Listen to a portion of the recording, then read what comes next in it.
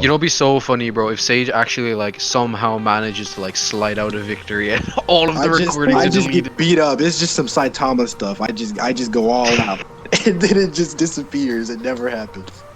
Or Gone, alternatively, thanks to I just Adam. wake up. I wake up and then I debate the real Trini and just lose terribly.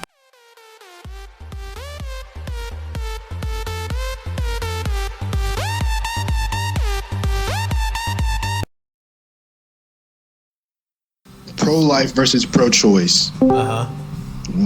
You're defending pro-choice, and you're saying that it's justified to abort fetuses. I'm just saying it's not morally wrong. So by pro-life, do you mean that it's morally wrong to kill children that are present in the womb, or what do you mean exactly? Yeah, I have moral contentions with abortion. Okay. Before I set up this position, I don't want to misrepresent you here. Do you value a fetus? No. Okay, why not? They're not sentient. So you value themselves. sentience. Yeah. You value sentience, and since the fetus has a lack of sentience, it's not valuable to you at that point. Yeah.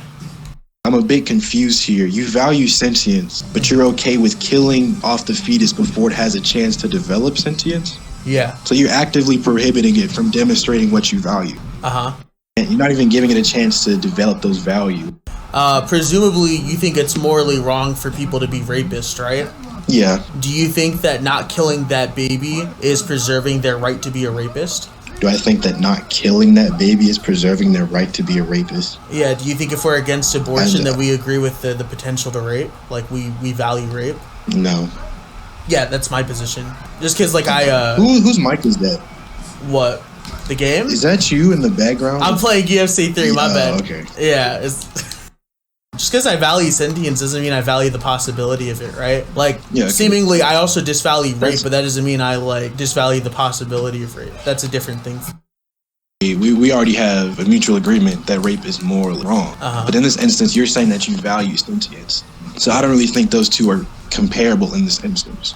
Moving on from that, you're saying that you don't value the development of sentience, just more so the conclusion. Yeah, that's basically what I'm saying. So possibility for me is different from actuality, right?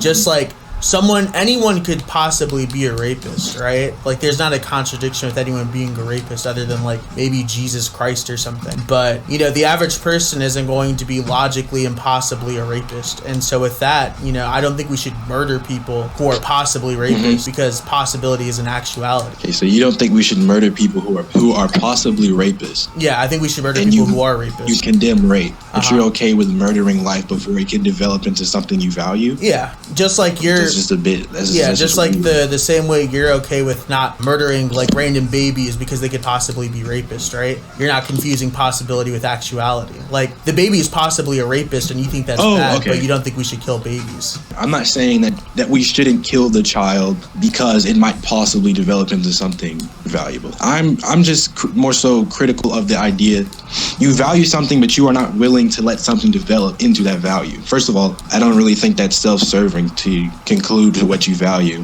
I don't know how you would... I just think that's weird.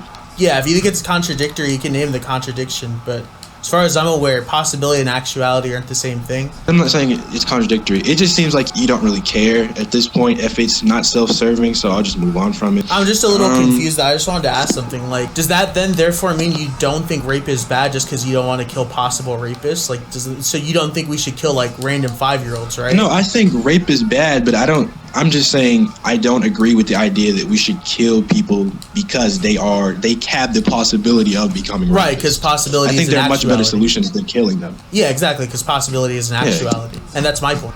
I know we got these notions out the way. Your premise was, you just don't think it's morally wrong.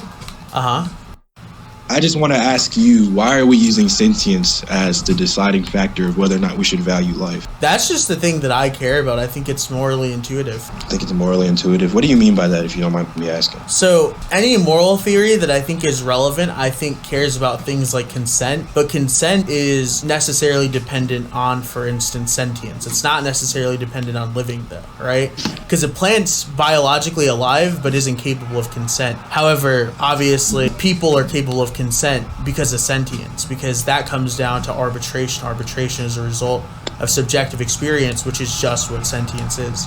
So basically, my ability to agree to things comes from sentience, and that's what's morally valuable. So I can just run this back with you so I have a better understanding. Yeah, go for it. Sentience is necessary for things that you value, like consent. Would you say that you would be willing to encroach on something that can't consent? Yeah. Well, why? To me, I feel like if we boil down any moral conflict, it comes down to different consents, right? So why is rape wrong? Well, because someone's consenting to the act of sex while the other person clearly isn't. Why is murder wrong? Well, it's taking away someone's life unconsensually.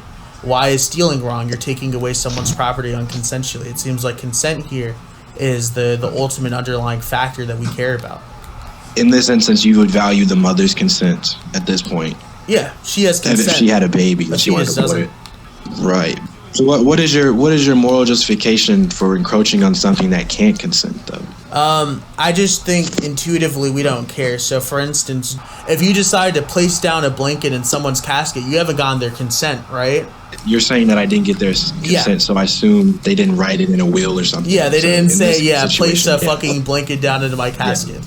Yeah, I know what you mean. Yeah, but in that case, it seems like we're perfectly willing to place down a blanket into someone's casket at a funeral because there's not some moral problem going on. All that I got from that casket analogy is that it's normal that we do these things, that we encroach upon others' consent all the time. But it didn't seem like I had an obligation to process why in that instance.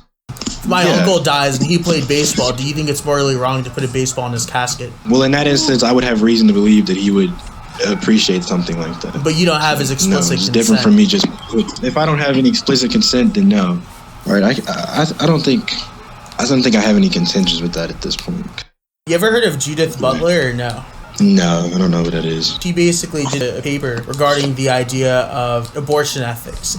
And so the idea is there's this violinist who you randomly or you agree to give him blood transfusion because if you don't, he'll die. Well, the violinist at some point causes you enough harm that you don't want to give him any more blood transfusion. And so are you morally obligated to keep supporting this violinist? And it seems like in plenty of other cases, we're okay with retracting consent, just like in sex.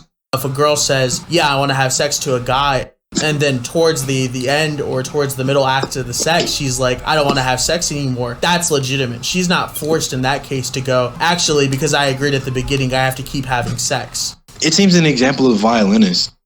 The violinist in this instance, is it indirect harm or is he aware that he's harming the person? He's aware.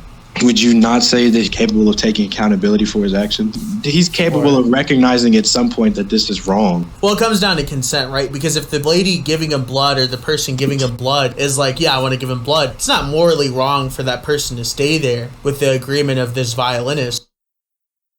I don't have any contentions that the baby may or not be causing any indirect harm.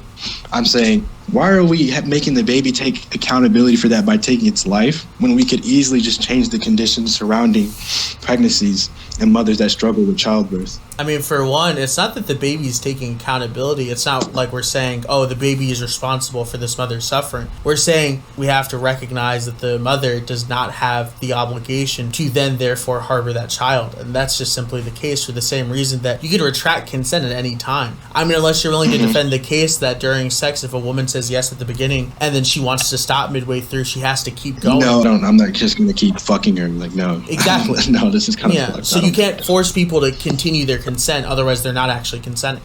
But again, we're saying, overall, is it generally wrong to kill that child?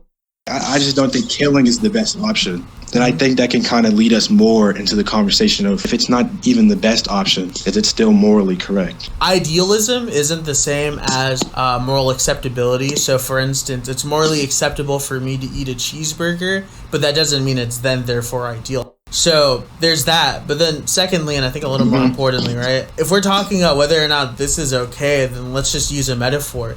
You're saying, well, you don't have to stop all the way. There are alternatives. Okay. Well, if a woman's having sex with a man and she wants to stop partway through, she can proceed to give him oral sex or something or give him a hand job, even though she wants nothing to do with any of that. So you have to defend why, in that case, a woman has to keep having sex against her will. Why should she?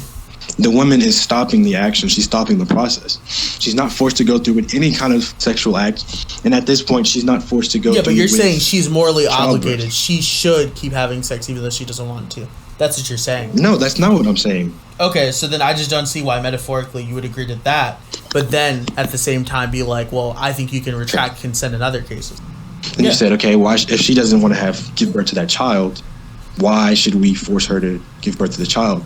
My response to that was she doesn't even have to go through that process. There's no question of whether or not she's obligated to give birth, because medically it is possible that we can take the baby out and she doesn't have to give birth to that child without killing it. Right, and metaphorically she doesn't have to have vaginal sex. She can give oral sex or anal sex or kinesthetic sex through like putting her hands on the dude's like, cock. She's not obligated to perform any sexual actions at that point. The same way the mother is not obligated to have anything to do with childbirth or raising that child. She doesn't have to give birth to the child. Yeah, like I said, though, there are alternatives to just straight vaginal sex, the same way there are alternatives to straight giving birth. And it seems like you don't think those are good. So it seems like when we say consent is valuable in one case, it seems valuable in both cases, but one just seems a little more obvious than the other. Do you think that if the baby gets removed from her, that just doesn't negate the need for childbirth? I'm just confused here. Two things. One, this doesn't tell me whether abortion's wrong. That just tells me that maybe this might be more interesting. But I'm saying that if she wants to, the same way that if she wants to not have sex, right, she can take away that ability, and that's perfectly acceptable. If she doesn't want to put a fetus out there, she doesn't have to, in the same way that if she doesn't want to give oral sex, she doesn't have to. But then that brings us to another question. Would that still be considered her child at that point? Yeah, like if your grandma gives you up for adoption, is she not your grandma? Like, yeah. I think we're relating biological status to whether or not they should be considered your, real parent in this instance. But genetically, that's still your grandma, correct? Just with that? Yeah. Yeah, so that's the point, right? Like, yeah, it's still her child. Okay, well, if that's just what you're saying, even if it's biologically pertains to her, she's not obligated to have anything to do with it. So do you think that if a mother doesn't want the child removed, she should just get the child removed? Yeah, I think she should, but I don't think that... if you ask me if I think there's an obligation, then no. If a woman agrees to have sex, right, and there are alternatives that exist, right? She doesn't want to agree to these alternatives. You think she should still go through with them? Like, for instance, oral sex. GG Trini, I guess. What, do you actually concede, or do you want to continue talking? No, I actually concede. Oh, okay. Hey, what's up, guys? Thank you for watching the video. Real quick, check out Sage. His links and stuff like that are in the description. I have a couple of things that I want to say, so if you're not really interested in an outro, head along and have a good one. For the people who are staying, I really only have two things to say. One, please don't use this video as some sort of evidence that Sage is a bad debater. If you try and do that, you're just silly. The guy's arguably 2-0 against Aeroflame recently, and even if he lost to both, he definitely was competitive. A lot of people thought he won both of those confrontations with Aeroflame. That's impressive. Aeroflame is one of the best debaters on Discord. In a lot of eyes, he is the best debater on Discord. Two, he also beat Dio. Like, Dio is this rhetorical debater who Aeroflame even joked had amazing rhetoric, and Dio got dominated rhetorically by Sage. Sage is very legitimate, a very good debater. Don't even try to use this video as some form of evidence that Sage is a bad debater. If that's what you're looking for, find another video. Just because he concedes here doesn't mean he's bad. He literally made nothing but bad arguments and made them sound legitimate with pure rhetoric. Very impressive. Two, a lot of y'all have been disrespecting Aeroflame so fucking much. Like, it's actually crazy. And that's kind of what I want to talk about real fast. A lot of you guys have been saying that Aeroflame's bad, Aeroflame's overrated, Aeroflame's this, that, and the third. And I don't know, hopefully a lot of you who say this also think I'm a good debater, because I'm just going to tell you up front, he's definitely not overrated. In a lot of ways, he's actually downplayed. And to be honest, Aeroflame is very, very, very good. So I'm going to do a longer form video, hopefully next. That's the intention. But yeah, Aeroflame is not at all bad. And I'm going to make a video basically showing that to be the case. I'm going to use a lot of evidence, video evidence, screenshot evidence, my testimonial evidence, and other testimonial evidence. Trust me when I say this, Aeroflame is good, and people know he's good for a reason. He's popular for a reason, and it's not because Aeroflame's a hype job. The dude's legit. And if you guys don't remember, I'll do him the easy task of just proving it for him. So with all that said, just 2 things. 1, respect Sage, and 2, respect Aeroflame. Have a good one.